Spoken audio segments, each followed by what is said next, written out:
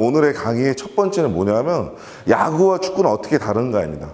자, 종목뿐만 아니라 이 종목에서 요구하는 신체 조건은 어떤 건지 한번 알아보고 우리 아이가 야구로서 성공할 수 있는 건지 없는 건지 한번 스스로 한번 질문해 볼 수가 있겠죠. 자, 이대호입니다. 키가 194고 몸무게 130kg인데 이 선수가 축구 선수였다라면 과연 저런 어마어마한 연봉을 받을 수 있었을까요? 어떻게 생각하십니까? 관절이 나갔겠죠. 이대호가 할 수 있는 운동 종목은 뭐가 있었을까요? 그러면 야구가 만약에 아니었다. 근데 성공할 수 있는 종목이라면?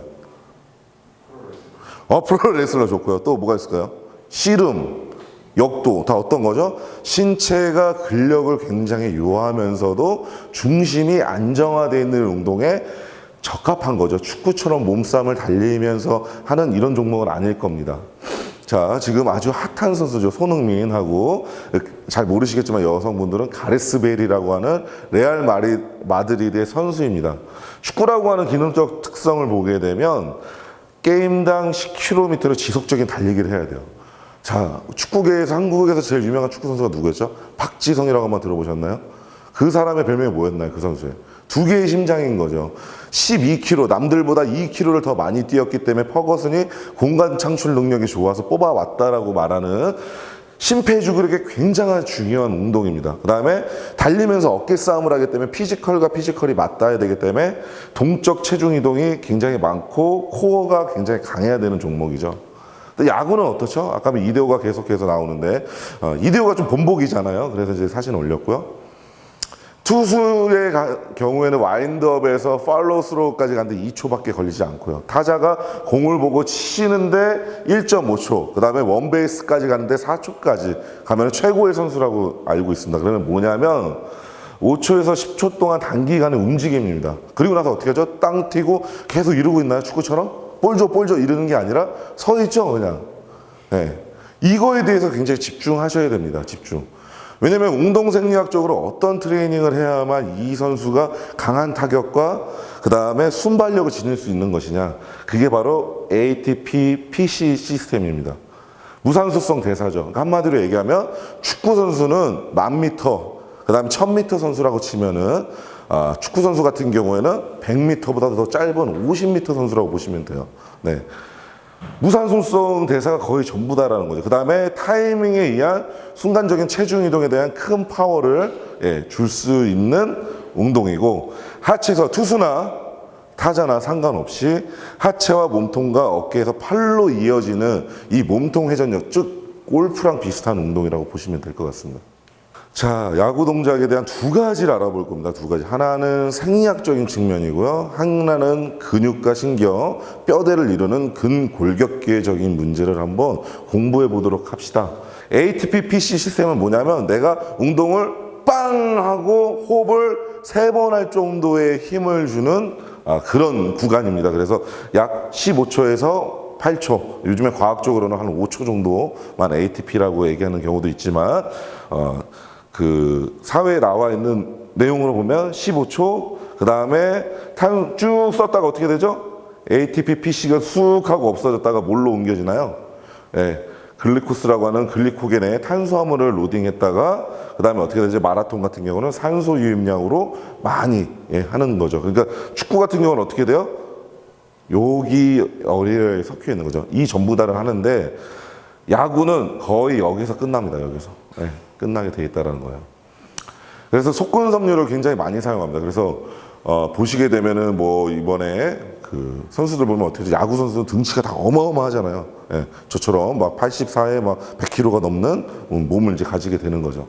그 다음에 속건 사용은 뭐냐면 피로물질인 수소이온하고 암모니아의 혈중 농도를 높여서 피로를 유발합니다. 그 다음에 근골격계적인 특성을 볼게요. 이 뼈대 자체에 있는 내용을 보면 한 방향으로 지속적인 회전이 걸리는 편측 운동입니다. 편측 운동이라는 건 뭐냐면 양쪽 밸런스, 역도처럼 두 개를 올린다거나 이런 게 아니라 계속 한쪽으로 치우치는 편측 운동이라는 거죠.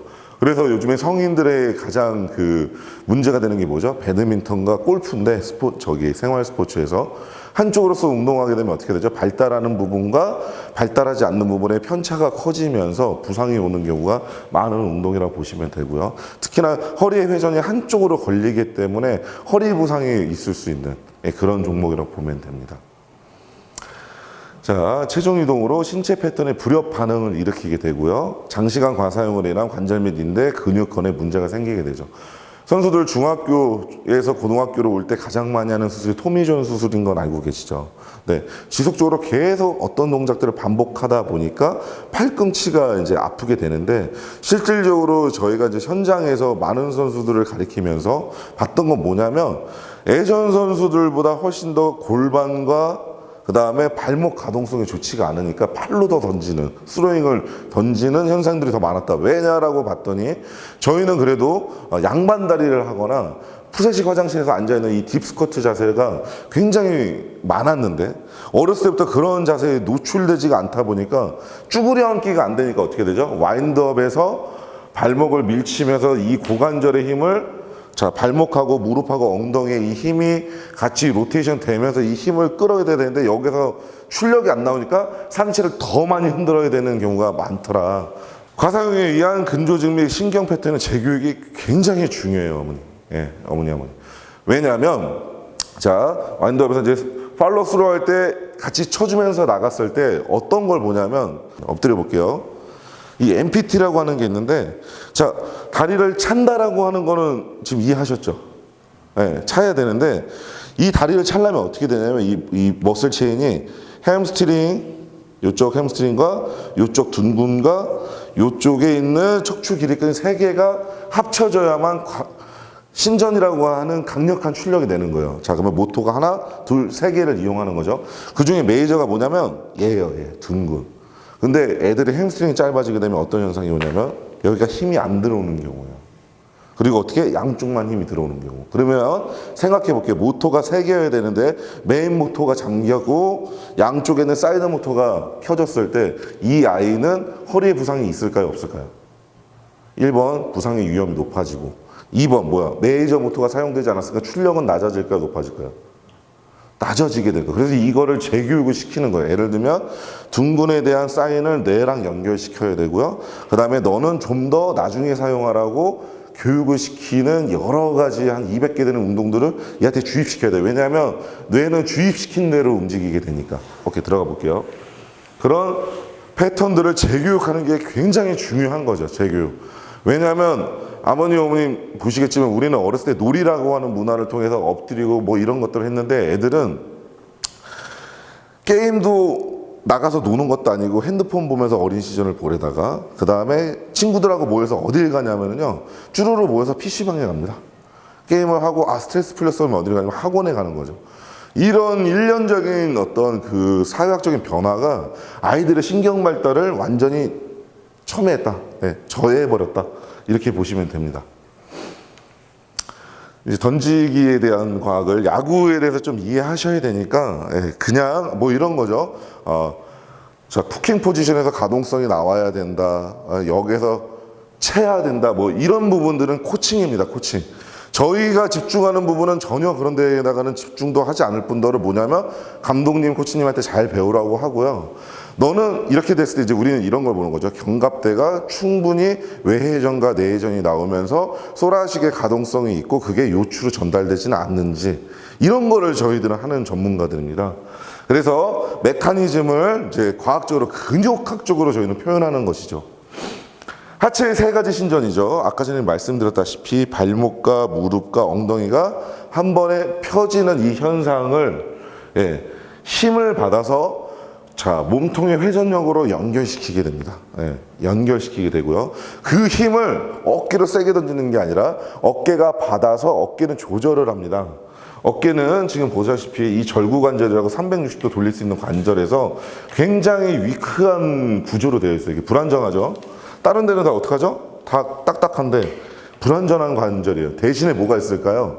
조절을 할 수 있는 로테이터 커프라고 하는 애가 안에 이제 내재되어 있게 됐는데, 얘는 제구의 능력에 포커싱이 원래 맞춰져 있어야 합니다. 그래서 팔꿈치에서 그 출력을 받아서 손끝으로 스네치를 주면서, 오승환 같은 경우 이런 게 굉장히 훌륭하죠. 팔꿈치를 주면서 회전에 대한 토크를 가지고 던지는 것이죠. 그래서 타자든 투수든 이렇게 던지는 것들을 약 2초 정도가 걸리게 됩니다. 아까 어머니 뭐라고 그랬죠? ATP 시스템은 10초 이내로 운동이 끝나야 되는 건데 던지는 거 2초밖에 안 걸리니까 어떻게 해야 돼요? 많이 뛰어야 돼요? 자, 폭발적인 운동을 시켜야 돼요. 어머니 어렵지 않죠? 예. 러닝 많이 한다고 공이 빨라지거나 이 투수가 이 타자가 좋은 퍼포먼스를 볼 수가 없다라는 거예요. 자, 던지기 5단계입니다. 어떤 사람들은 뭐 6단계, 7단계 나누는데, 이거는 피칭에 대한 이제 코치들이 하는 어떤 외형적인 퍼포먼스고요. 과학적인 내재적 메커니즘에 대해서는 5가지로만 나누게 됩니다. 자, 와인드업입니다, 어머니. 자, 영어로도 써놨는데 한글로도 제가 친절하게 써놨어요. 어깨는 힘이 들어가지 않지만 체중 이동과 회전을 준비하게 서 있는 발에, 자, 이 발에 뭐냐면 중둔근하고 발목의 고유성성 감각과 밸런스 능력이 되게 중요해요. 자, 시작서부터 이렇게 막 흔들리는 사람이에요. 그러면 내가 가려고 하는 그 도착지에 제대로 갈까요? 가지 않아요. 중둔근 운동은 따로 시켜줘야 돼요. 그래서 특히나 이 발목은 어디랑 연관이 돼 있냐면 목에 있는 상부경추랑 연결이 돼 있어요. 상부경추는 또 뭐랑 연결이 됐냐면요, 그러니까 이 턱관절과 연결이 되고 시신경과 연결이 돼 있어서 야구는 특히 시신경에 대해서 굉장히 중요하잖아요. 양궁하고 더불어서 이 눈에 대한 피로도나 이런 부분이 발목이 나빴을 때도 목으로 올 수가 있어요. 네. 그러니까 어떻게 발목의 가동성이 나쁘다면 우리는 얘가 그냥 흔들거린다가 아니라 정확한 목표치를 볼 수 있는 시각적 능력이 떨어졌구나도 판독을 해야 돼요. 이해되시나요? 딱 이제 와인드업 같은 걸 이제 우리가 영상, 이제 선수들 보면 영상을 찍으러 가거든요. 막 이렇게 흔들린다 그러면 얘가 제구력이 많이 떨어지겠다. 자, 1번은 뭐죠? 처음서부터 흔들렸기 때문에 내가 가고자 하는 A에서 B로 가고자 하는 것에서부터 1차적 실패가 있다. 자, 2번째, 발목이라고 하는 것은 경추와 연결되어 있고 경추는 시신경과 연결되어 있는데 시신경에 대한 능력이 떨어짐으로 제구에 대한 감각 기능들이 떨어져 있을 것이다 라고 하는 1번과 2번에 대한 정보를 우리는 알고 이제 이 아이를 운동시키는 겁니다. 그냥 발목을 늘려라가 아니라 자, 너는 제구력이 좋기 위해서는 이런 부분을 해야 된다 라고 이제 보게 되는 것이죠. 자, 1번은 와인드업이고요. 2번은 쿠킹입니다. 이 상태가 뭐냐면 활로 치게 되면 가장 많이 텐션이 증가해서 위치 에너지가 운동 에너지로 바뀌게 되는 것이죠. 네. 그래서 최대한 펼쳐지게 되는 것이고요. 시작에서는 어깨 근육 사용이 이제 시작하게 됩니다. 이 삼각근들이 왜냐면 들어 올려야 되니까 가게 되다가 마지막에는 강한 토끼가 걸릴 때 회전근개가 사용되는데 순서는 이와 같습니다. 제가 영어로 적었는데 극상근, 극하근, 그 다음에 소원근 순서입니다. 그러니까 우리가 외회전 운동을 시킬 때도 그냥 막 이렇게 시키는 게 아니라 어떻게 해요? 극상근, 극하근, 대원근 수준으로 운동을 시켜야 된다는 거예요. 이 쿠킹 포지션을 뭐냐면 더 셋 포인트라고 그래요. 왜냐하면 힘의 위치 에너지가 가장 많이 돼서 가야 되니까. 그러면 이때는 중요한 건 뭘까요? 가장 많이 늘려줄 수 있는 가동성이 중요한 영역이라는 거죠. 자, 활을 요만큼 당겨야 멀리 갈까요? 이만큼 당겨야 멀리 갈까요? 아버님. 당연히 비구간이죠. 누구나 아는 정보인데도 어떻게 하냐면 많이 세게 하면 좋다라고 생각하는 거죠. 아닙니다. 충분히 늘려주는데 또 중요한 건 뭐야? 여기까지 늘려줬는데 이 대가 이 장력을 유지할 수 있는 안정성이 없다면 어떻게 해요? 분질러지겠죠? 그래서 가동성과 안정성이 1번으로 고려돼야 되는 겁니다. 1번으로. 최대 펼침 동작으로 이때는 어깨에 외회전이 걸리게 되면 힘의 잠정성이 최고조에 이르게 되는 겁니다. 그래서 타자도 마찬가지죠. 최고조로 당겼다가 빵 치게 만드는 거고 야구도 마찬가지죠. 역으로 골프도 마찬가지입니다. 자, 백오드라킹 잘 돼야 딱 칠 수 있듯이. 네. 자, 그 다음에는 이제 가속 구간이죠. 여기서 이제 빠른 회전력이 이제 사용되는 구간이고요. 초기에는 삼두근이 이때 이제 그 팔꿈치에 이제 장력이 엄청나게 세게 됩니다. 예. 그 다음에 후기에는 대흉근과 광배근, 정거근 순으로 이제 극대화하게 되는 건데 정거근과 광배근 같은 경우 뭐냐면 이 견갑대. 자, 정거근은 견갑대가 안정적으로 다시 다운되게 만드는 거고요. 광배근은 뭐냐면 내가 엑셀레이션 돼서 상부에서 같이 당겨줬다가 나중에 팔로우 됐을 때에는 얘가 디셀레이션 딱 안정감을 주게 돼요. 팔이 떨어지면 안 되니까 잡으려고 하는 이런 신장성 수축 기능으로서 사용되게 됩니다. 자, 그 다음 디셀레이션. 이때가 이제 부상이 많이 오고 근육이 많이 꼬이는 구간이에요. 속도를 제어도 잘해야 됩니다. 중요한 건 뭐냐면 자동차가 있는데 내가 쭉 너무 세게 가만 가고 브레이크를 못 잡는다면 어떻게 되죠? 사고 나는 거랑 똑같은 원리라고 보시면 돼요. 그래서 이때 어깨는 최대한 내전이 걸리면서 안전 근육들이 속도를 제어하기 위해 신장소 수축을 하게 된다라고 써 있습니다. 이때 안정성으로 잘 못 잡아주는 게 뭐냐면 이두근 장두가 만약에 못 잡아주게 되면 어떻게 되냐면 슬랩이라는 게 오게 되고요. 그 다음에 삼두근 장두가 잘 못 잡아주게 되게 되면 안쪽에 있는 인대 조직이 파열이 오게 되는 거죠. 그러니까 그런 아까 전에 얘기했다시피 활처럼 잘 늘리고 이 대처럼 안정성이 있고 그다음에 근육의 수축에도 여러 가지가 있는데 그냥 수축하는 거, 그다음에 늘어나면서 수축하는 거, 버티는 거, 이 세 가지 수축 기능이 5가지 요인들이 어깨에서 다 일어났을 때 강력한 투구와 오래된 제고 능력, 그다음에 부상이 없는 몸을 만들 수가 있는 겁니다. 자, 그래서 가장 중요한 게 뭐냐, 포텐셜이 터지려면 모션과 포스가 이제 연결이 돼야 된다는 겁니다. 그래서 동작의 가동 능력과 힘의 연결성이 굉장히 중요하다, 이렇게 보시면 될 것 같습니다. 중요한 거는 뭐냐면 여러분들이 이제 알고 계시는 것처럼 강한 어깨가 되게 좋다라고 말씀하시겠지만 그게 전부 다가 아니라는 얘기입니다. 신체 모든 힘을 연결하는 것이 굉장히 중요하고 과학적으로도 이렇게 레그에서 하체에서 오는 트리플 익스텐션이라고 얘기했죠. 발목과 무릎과 힙에 있는 이 3단계 신전 기능과 회전이 연결돼서 몸통과 숄더는 뭐였죠? 아까 전에 조절만 해주는 거예요. 이 힘들을 조절을 해주고 그 다음에 안착하게 해서 제구로 가는 이 능력이 이 힘을 통해서 가는 것이 굉장히 좋은 전달 방법이다. 그래서 아까 어떻게 검사한다고요? 다리의 신전 능력에서 힙이 극대화되는지. 좀 이따가 우리가 실습으로 오늘은 뭐 메디컬 트레이닝이 주가 아니라 피지컬 트레이닝에 대해서 주로 강의하기 때문에 피지컬 트레이닝에서 얘기하겠지만 그래도 MPT가 뭔지 한번 검사를 한번 해보도록 할게요. 자, 이렇게 이제 이걸 이제 그 메카닉 체인이라고 하는데요. 이렇게 연결이 되어 있습니다. 발목하고 무릎 관절, 그 다음에 힙 관절, 그 다음에 요추, 흉추, 서비컬 이렇게 돼 있는데 얘가 가동성을 담당합니다. 지금 발목 돌려보실래요? 자, 가동성이 되게 많이 있죠. 자, 무릎은 어떻게 되나요? 돌려지나요? 얘는 태생적으로 안정성을 잘 유지하게 되어 있습니다. 그 다음에 얘가 안정성이 있으니까 얘는 어떻게 되죠? 가동성이 좋아야 돼요. 그 다음에 요추도 뭐냐면, 자, 요추에서 회전이 걸린다고 생각하시겠지만 요추는 안정성 근육입니다. 지금 보시게 되면 이렇게 뼈가 옆에 다 잠겨져 있는 이 파셋 조인트를 볼 수가 있죠. 회전이 거의 없어요. 5도밖에 일어나지 않습니다. 정확해요. 그러니까 얘는 뭐냐면 얘도 허리를 회전하는 게 아니라 원래 어디를 회전하는 거예요? 골반을 회전시키는 거죠.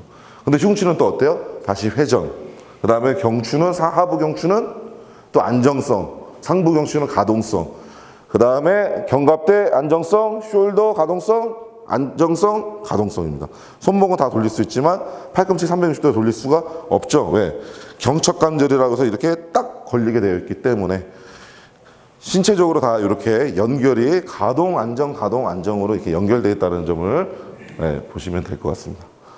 그러면 제 3번, 우리 아이는 어떤 트레이닝을 실시해야 할까요? 그래서 아까 ATP, PC 시스템을 머릿속에 꼭 기억해 두세요. 어머니, 아버님.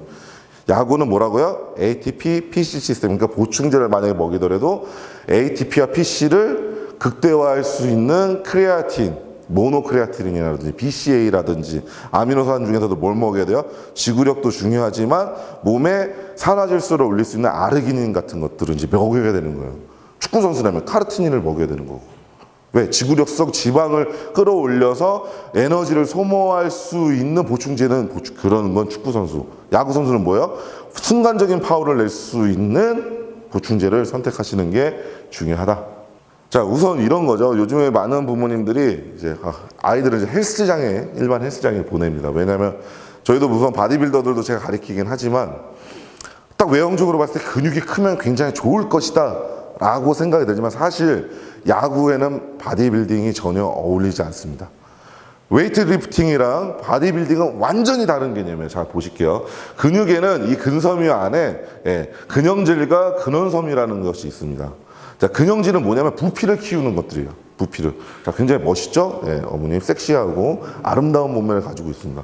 근데 얘는 뭐예요? 그냥 격투기 선수들인데 그냥 뭔가 근육이 있긴 있는데 좀 투박해. 이런 애는 뭐냐면 근원섬유가 위주로 발달되게 됐는데 근육량이 증가되게 되면 힘은 같은 체중보다 더 덩치가 커지니까 어떻게 돼요? 힘이 예를 들면 제가 100kg를 들 수 있는데 몸무게가 70kg고 얘는 근육이 이만해 바디빌더 100kg 드는데 몸무게가 100kg예요. 그러면 모토는 똑같은 거잖아요. 출력량은. 근데 얘는 뭐야? 차가 무거운 거야. 제네시스야. 근데 얘는 뭐야? 벤츠 AMG인 거지. C클래스 AMG. 왕 달려갈 수 있다는 거죠. I는 그러면 어떻게 해야 돼요? 체중이 중요한 게 아니라 어떻게? 자기 체중 대비 근력이 높을수록 퍼포먼스가 좋아진다는 거죠. 퍼포먼스가. 그 다음에 근육은 또 뭐예요? 근비대가 너무 커지게 되면 아까 전에 말한 가동성을 제한시켜버리잖아요. 그래서 바디빌딩 헬스는 시키는 게 아니에요. 좀 이따가도 트레이닝은 시키겠지만 얘네들이 해야 되는 건 뭐냐면 역도 선수들 보시면 굉장히 몸무게가 작은데 자기 체중의 2배를 들잖아요. 그런 트레이닝을 시키는 거예요. 물론 좀 이따 나오겠지만 야구 선수들은 역도 운동을 시키면 안 됩니다. 역도 운동을 왜 시키면 안 되는지 볼게요. 그 다음에 여기까지 아시는 이제 학부모님들은 그러면 전방적인 체력을 위해서 크로스핏을 보내겠구나 해서 이렇게 시키는데 팔꿈치 자체의 외반력을 더 증가시키기 때문에 역도 운동을 하게 되면 팔꿈치를 아작내버릴 수 있는 것이고요. 그 다음에 오히려 그 와드라고 하는 체력 기록에 더 많은 포커싱을 주기 때문에 아까 전에 말했던 패턴이라든지 밸런스에는 전혀 도움이 되는 운동을 하지 않습니다. 그러니까 역도 운동을 시켰더니 오히려 CT표해져서 다쳤다는 거예요. 근데 이거에는 문제점을 정확히 아셔야 되는 게 시즌 중에는 시키면 안 되는 거지만 예를 들면 이제 프리시즌 중에는 저 운동을 시켜도 상관이 없습니다. 충분히 트레이닝을 시켜놓고 그러니까 예를 들면은 저희 같은 경우에도 아이들이 운동을 했다가 공을 던지러 가는 이제 시합 기간 때는 해야 될 운동과 안 해야 될 운동이 정해져 있는 거예요. 시즌기와 비시즌기도 나눠야 되는 것이고. 가령 오늘 아이가 되게 중요한 시합에 있다 그러면은 저희는 그 시합에 맞는 운동만 시켜서 보내야 돼요. 가동성과 안정성에 대한 부분들. 근데 이 애가 시합이 만약에 10일이 남았다. 근데 왔어요. 그때는 어떻게 돼요? 그 근력에 대한 수준에 대해서 부족한 부분을 찾아서 넣어줄 수도 있어야 되고. 그래서 저희가 제안하는 거는 옵티멈 모델이라고 하는 나즘의 스포츠학에다가 저희가 좀 정리한 거는 첫 번째는 모빌리티 스테빌리티입니다. 자, 안정성과 가동성을 극대화시키고 얼라이어먼트. 자, 척추가 그 다음에 관절들이 바른 자세에 있도록 엑스레이를 구분해가지고 찍어서 바르게 한 다음에 지구력성 운동을 시킵니다. 지구력성이라는 거 아까 말씀드렸듯이 심폐지구력도 중요하지만 어떤 지구력? 자세 유지를 할 수 있는 근지구력이 굉장히 중요하고요. 그 다음에 잠깐의 근비대가 있어야 됩니다. 왜냐하면 근육이라고 하는 것이 출력도 있지만 관절을 보호해주는 능력이 있기 때문에 그 정도의 근력을 유지시켜 놓고 그때 자, 노란색하고 색깔별로 정리해놨거든요. 인테그레이션이라고 하는 통합적인 운동. 자, 파워를 늘려줄 수 있는데 역도만 있는 게 아니라 캐틀벨이라고 하는 운동도 있죠. 캐틀벨. 그 다음에 TRX를 통한 운동, 짐볼을 통한 운동, 돔볼을 위한 운동, 그 다음에 플렉스바를 위한 운동들을 각 운동마다 100개씩을 설정해서 다 프로그램을 돌립니다. 이 몸에. 그게 가능해지면 이때서부터 이제 고출력 운동인데 스트렝스가 이제 체크를 하게 되는 겁니다. 너의 원RM은 어떻게 되냐. 왜?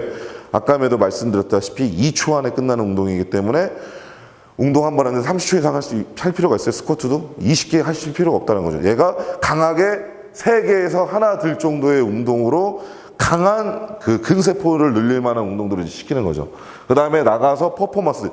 좀 이따 얘기 나오겠지만 스트렝스에서 자기의 몸의 체중에 기록되는 바가 스쿼트 같은 경우는 1.2배가 되지 않는 상태에서 플라이오메트릭 점프를 한다거나 했을 때 관절에 오수굿이 오게 되고 관절에 연골연화증이 온다라고 이미 논문에 다 정해져 있기 때문에 여기까지 도달하지 않은 애들은 절대 필드에 나가서 플라이오메트릭을 할 수가 없습니다.